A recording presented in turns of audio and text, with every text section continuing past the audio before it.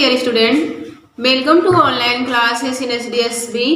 आज मैं आप लोगों को क्लास 4 का साइंस पढ़ाऊंगी, जिसमें से जो लेसन है 9 और लेसन का नाम है मिट्टी तथा फसलें।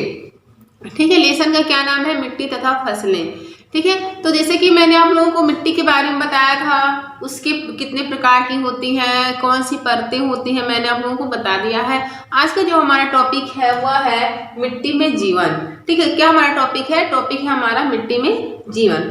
ठीक है, तो मिट्टी में जीवन कैसे होता है मैं आप लोगों को आज बताऊंगी, तो आप लोग इस वीडियो को ध्यान से देखिएगा और समझने का प्रयास करिएगा। ठीक है, यदि हम अपने बागीचे की मिट्टी को देखें, ठीक है, यदि हम कहीं बाहर जा रहे अपने बागीचे की मिट्टी को देखते हैं, तो वहाँ पे आपको यह एकदम शांत तथा जीवन रहित मालूम पड़ेगी। ठीक है, जो हम बागीचे की, अगर हम लोग बागीचे में जा रहे हैं, कहीं भी जगह जा रहे हैं, तो वहाँ की जो मिट्टी देखते हैं तो क्या होता है, हम शांत रहती है और जीवन रहित, मतलब उसमें जैसे लगता है कि उसमें जीवन नहीं है, जीवन रहित क्या पड़ती है, मालूम पड़ती है। परंतु जब हम इसे ध्यान से देखेंगे तो हमें क्या दिखाई देगा, इसके भीतर रहने वाले छोटे छोटे जीव जंतु, अनेक प्राणी तथा पेड़ पौधे मिलेंगे। ठीक है, देखने को मिलेंगे। ठीक है, ये कई प्रकार की मिट्टी को उपजाऊ बनाते हैं। ठीक है, जो उनके अंदर छोटे छोटे कीड़े मकोड़े, अन्य प्राणी या पेड़ पौधे पाए जाते हैं, वह भूमि को क्या करते हैं, उपजाऊ बनाते हैं। ठीक है, तो आप लोग तो उसमें क्या, जो भूमि में जीव जंतु और पेड़ पौधे रहते हैं, उनका जीवन किस में होता है? मिट्टी में ही होता है। ठीक है, उनका जीवन किस में होता है? मिट्टी में ही होता है। ठीक है, तो इस तरह से मिट्टी में जीवन होता है, अनेक छोटे छोटे कीटाणुओं का, अन्य प्राणियों का और पेड़ पौधों का। ठीक है, ये प्राणी जो है मिट्टी में उपस्थित कार्बन पदार्थों पर ही अपना निर्वाह करते हैं। जैसे कि आप लोग जानते हैं कि मिट्टी में क्या पाया जाता है, कार्बनिक पदार्थ पाया जाता है। तो जो ये प्राणी होते हैं वो मिट्टी में उपस्थित कार्बनिक जो पदार्थ होते हैं उन्हीं से अपना निर्वाह करते हैं। ठीक है, उन्हीं से, कार्बनिक पदार्थों से वह अपना जो भी भोजन होता है उससे वह प्राप्त करते हैं और इसी तरह से वो अपना जीवन बिताते हैं। इस प्रकार, ठीक है, इस प्रकार वे व्यर्थ पदार्थों को सरल पदार्थों में परिवर्तित कर देते हैं। ठीक है, इस प्रकार वो क्या करते हैं, जो व्यर्थ पदार्थ होता है उसको सरल पदार्थों में बदल देते हैं, परिवर्तित कर देते हैं। इसके अलावा मिट्टी को क्या करते हैं, अधिक उपजाऊ बनाते हैं, उसमें खाद मिलाई जाती है। ठीक है, बनाने के लिए उसमें क्या मिलाई जाती है, खाद मिलाई जाती है। तो समझ में आया आप लोगों को? जैसे मिट्टी, अगर हम बागीचे में जा रहे हैं, हम वहाँ पे मिट्टी देखते हैं तो वो मिट्टी जैसे लगता है कि एकदम शांत है और जीवन रहित मालूम पड़ता है, लेकिन उस मिट्टी को यदि हम ध्यान से देखते हैं तो उसमें छोटे छोटे कीटाणु, अन्य प्राणी तथा पेड़ पौधे देखने को मिलते हैं। यह क्या करते हैं, यह मिट्टी को उपजाऊ बनाते हैं। और ये प्राणी जो मिट्टी में उपस्थित कार्बनिक पदार्थ होता है उससे क्या करते हैं, उसी की सहायता से वो अपना जीवन निर्वाह करते हैं। इस प्रकार वे व्यर्थ के जटिल पदार्थों को, जैसे जो जटिल पदार्थ होते हैं उनको सरल पदार्थों में परिवर्तित करते हैं। और इसके अलावा मिट्टी को, ठीक है, तो यह जो कीट होते हैं, पेड़ पौधे होते हैं, ये क्या करते हैं, मिट्टी को उपजाऊ बनाते हैं। लेकिन अगर इससे ज्यादा हमें मिट्टी को उपजाऊ बनाना हो तो हम क्या करते हैं, खाद उसमें मिलाते हैं। किसमें मिलाते हैं? मिट्टी में मिलाते हैं। ठीक है, तो जो छोटे छोटे कीड़े मकोड़े होते हैं, पेड़ पौधे होते हैं, वो मिट्टी को उपजाऊ बनाते हैं। और अधिक मिट्टी को उपजाऊ बनाने के लिए हमें किसका प्रयोग करना पड़ता है? हमें खाद को प्रयोग करना पड़ता है। ठीक है, अब हम लोग खाद का एक एक्सपेरिमेंट करेंगे कि हमारे लिए मिट्टी में खाद कितना जरूरी होता है। ठीक है, तो उसके लिए जैसे कि हम ब्लैक बोर्ड पे देख रहे हैं कि 2 फिगर बनाया गया है। एक क्या है, गमला है, एक में खाद रहित, इसमें इस वाले गमले में खाद नहीं है और इस वाले गमले में खाद मिलाया गया है। ठीक है, इस वाले गमले में जो मिट्टी है उसमें खाद नहीं है, ये सिंपल सा मिट्टी है। और इसमें ये वाली जो गमले में मिट्टी है, इसमें क्या मिलाया गया है, खाद मिलाया गया है। तो इस क्रियाकलाप को, अगर आप लोग देख रहे हैं खाद का मिट्टी में कितना महत्वपूर्ण होता है, खाद मिट्टी के लिए कितना महत्वपूर्ण होता है, यह देखने के लिए आपको एक्सपेरिमेंट करना होगा। और उस एक्सपेरिमेंट के लिए आपको क्या करना पड़ेगा, 2 गमले लेना पड़ेंगे।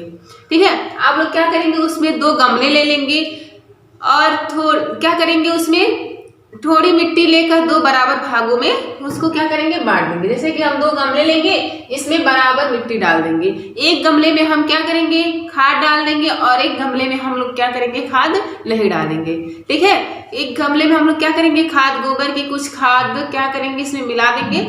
जैसे कि सिंपल मिट्टी है, इसमें हम कोई भी खाद नहीं मिलाएंगे, और इस वाले गमले में हम क्या करेंगे, मिट्टी के साथ साथ उसमें गोबर की कुछ खाद अच्छी प्रकार से क्या करेंगे, उसको मिला देंगे। ठीक है, और दूसरे गमले में क्या करेंगे, खाद नहीं मिलाएंगे। ठीक है, दोनों गमलों में, ठीक है, दोनों गमलों में हमें क्या करना पड़ेगा, एक ही किस्म के, जैसे गेहूं के बीज हम, ठीक है, एक ही किस्म के गेहूं के बीज उसमें क्या करेंगे, दबा देंगे या डाल देंगे। ठीक है, इस गमले में हम एक ही प्रकार के जो बीज हम इस वाले गमले में डालेंगे, वही बीज हमें इस वाले में गमले में भी डालना है। ठीक है, तो दोनों गमले में हमें क्या करना है, एक समान बीज डाल देना है। ठीक है, अब गमलों को क्या करेंगे, सूर्य के प्रकाश में रख देंगे। जहाँ पे सूर्य का प्रकाश अच्छे से पड़ता है, वहां पे हम क्या करेंगे, इन दोनों गमलों को वहां पे रख देंगे। ठीक है, गमलों में क्या करेंगे, हल्का पानी डालते रहिए। मतलब जब हम गमले में जब हम बीज डाल दे रहे हैं, तो इसको कहाँ पे रख देंगे, सूर्य के प्रकाश में रख देंगे, और उसके लिए हमें क्या करना पड़ेगा, पानी भी डालना पड़ेगा। ठीक है, क्या करना पड़ेगा, पानी भी डालना पड़ेगा। ठीक है, तो क्या करेंगे, फिर 15 दिन के बाद हम इसका रिजल्ट देखेंगे। ये प्रक्रिया हमें कितना 14-15 दिन तक करना पड़ेगा। उसके बाद हम क्या देखने को मिलेगा, हमें यह देखने को मिलेगा कि जिस गमले में, ठीक है, जिस गमले की मिट्टी में खाद मिलाई गई थी, इस वाले गमले में हमने क्या मिलाया था, खाद मिलाए थे, तो उसमें गेहूं के पौधे अधिक अच्छे उगेंगे। ठीक है, जिस गमले में खाद मिलाया गया था, जिस गमले की मिट्टी में खाद मिलाया गया था, उसके जो बीज होंगे वह अच्छी तरह से उगे होंगे। ठीक है, परंतु जिस गमले में खाद नहीं मिलाया गया था, उसके जो बीज हैं वह अच्छे से नहीं उगे होंगे। ठीक है, वह अच्छे से क्या होंगे, नहीं उगेंगे। ठीक है, जिस गमले में मिट्टी का खाद मिलाई गई थी, वो उसमें गेहूं के पौधे अधिक अच्छे होंगे। अतः मिट्टी में, ठीक है, जो मिट्टी में खाद डालकर, ठीक है, ऐसा क्यों होता है, क्योंकि मिट्टी में जो हमने खाद डाला था उससे अधिक उपजाऊ बनाया गया था मिट्टी को। ठीक है, तो मिट्टी में खाद डालने से मिट्टी को अधिक उपजाऊ बनाया जा सकता है, जिसकी वजह से खाद डालने की वजह से जो इस गमले में बीज, जो गेहूं का बीज लगा था, वह अच्छी तरह से उग गया था। परंतु जिस गमले की मिट्टी में हमने खाद नहीं मिलाया था, वह क्या हुआ था, वह अच्छे से नहीं उग पाया था। ठीक है, और अधिक फसल प्राप्ति की जा सकती है। मतलब हम क्या कर सकते हैं, अपने खेतों में हम जब लोग फसलें उगाते हैं, तो क्या करेंगे, अच्छी फसल पाने के लिए हम लोग क्या करते हैं, खेतों में खाद मिलाते हैं। ठीक है, क्या करते हैं, खेतों में खाद मिलाते हैं। तो खाद मिलाने से क्या होता है, खाद मिलाने से जो मिट्टी की उपजाऊ अधिक हो जाती है, जिसकी वजह से हमें अधिक फसल प्राप्त होती है। तो आप लोगों ने देखा कि खाद हमारी मिट्टी के लिए कितना जरूरी होता है। ठीक है, नेक्स्ट जो हमारा टॉपिक है वह है फसल पर सिंचाई का प्रभाव। ठीक है, फसल पर अब सिंचाई का क्या प्रभाव पड़ता है। जैसा कि आप लोग सब लोग जानते हैं, जब हम लोग खेतों में फसलें लगा लेते हैं, तो उसके लिए उस सिंचाई बहुत ही जरूरी होता है। ठीक है, अगर हम सिंचाई टाइम से नहीं करेंगे तो हमारी फसलें क्या हो जाएंगी, सूख जाएंगी। इसीलिए फसलों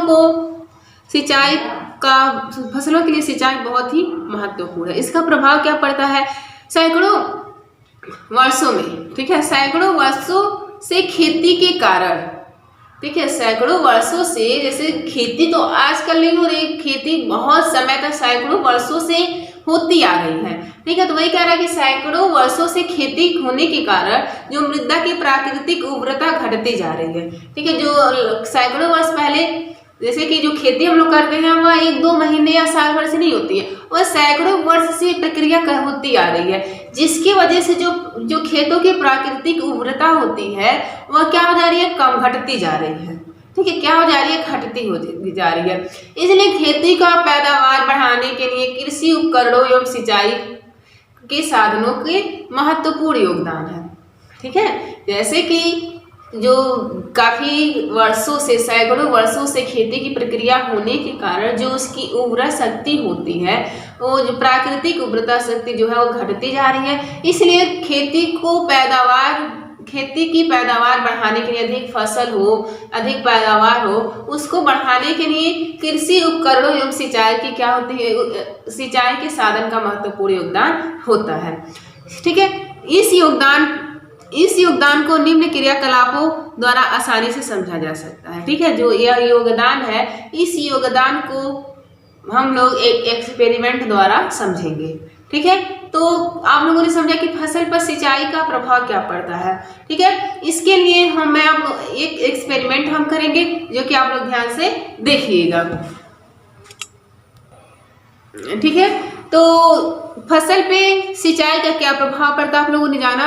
अब हम उसका एक्सपेरिमेंट करेंगे कि अगर हम फसलों पर सिंचाई नहीं करते हैं तो फसल कैसे होता है, सूख जाता है या फिर फसल हो जाता है। लेकिन ऐसा नहीं होता है, अगर हम फसलों की सिंचाई ना करें या तो क्या हो जाएगा, फसलें सूख जाएंगी। ठीक है, तो हम उसके लिए मैं आप लोगों को बताऊंगी कि फसल पर सिंचाई का क्या प्रभाव है, क्या महत्व है, हम एक एक्सपेरिमेंट द्वारा समझेंगे। तो उसके लिए आप लोगों को क्या करना पड़ेगा, उसके लिए आप लोगों को 2 गमले लेने पड़ेंगे। ठीक है, क्या करना पड़ेगा, 2 गमले लेने पड़ेंगे और किसी खेत में से उस दोनों गमलों में क्या करेंगे, बराबर में हम मिट्टी डाल देंगे। ठीक है, अब दोनों गमलों में मिट्टी डाल देंगे। दोनों गमलों में मिट्टी डालने के बाद एक ही प्रकार के हम उसमें क्या लगा देंगे, पौधे लगा देंगे। कोई भी पौधा हो, कोई फूल हो, आप उसको लगा देंगे। ठीक है, तो इन दोनों गमलों में क्या होगा कि इन दोनों गमलों में हम बराबर में मिट्टी डालेंगे और एक जैसे पौधों को लगा देंगे। ठीक है, तो इस गमले को क्या करेंगे, हम लोग धूप में रख देंगे। ठीक है, इन दोनों गमलों को हम लोग क्या करेंगे, सूर्य के प्रकाश में रख देंगे। एक गमले में क्या करना है, हमें नियमित जल देना है और एक गमले में हमें क्या करना है, पानी नहीं डालना है। ठीक है, तो क्या आप लोगों ने क्या समझा, हमें 2 गमले लेने हैं, दोनों गमलों में एक बराबर मिट्टी डालकर उसमें सेम या एक प्रकार के किसी भी पौधों को हम लोग लगाएंगे और उन दोनों गमलों को हम लोग क्या करेंगे, सूर्य के प्रकाश में रख देंगे। एक गमले में हम लोग नियमित पानी डालेंगे और एक गमले में हम लोग पानी नहीं डालेंगे। ठीक है, उसमें तो आप लोग क्या देखेंगे, कुछ दिनों बाद आप लोग क्या देखेंगे, कुछ दिनों बाद आपको यह रिजल्ट मिलेगा कि जिस गमले में हमने पानी डाला है उस गमले का जो पौधा है वो अच्छी तरह से क्या हो जाएगा, वो अच्छी तरह से लग जाएगा, उसमें बहुत सारी पत्तियां आ जाएंगी। लेकिन जिस गमले में हमने पानी नहीं डाला है उस गमले के जो पौधे होते हैं वह सूख जाएंगे। ठीक है, और जिस गमले में हमने नियमित रूप से पानी डाला है वो अच्छी तरह से लग जाएगा, अच्छी तरह से वह क्या हो जाएगा, उग जाएगा। लेकिन जिस गमले में हमने पानी नहीं डाले हैं वह उस गमले का जो पौधा है वह क्या हो जाएगा, सूख जाएगा। तो इस तरह से सिंचाई का हमारे फसलों में बहुत ही महत्वपूर्ण है।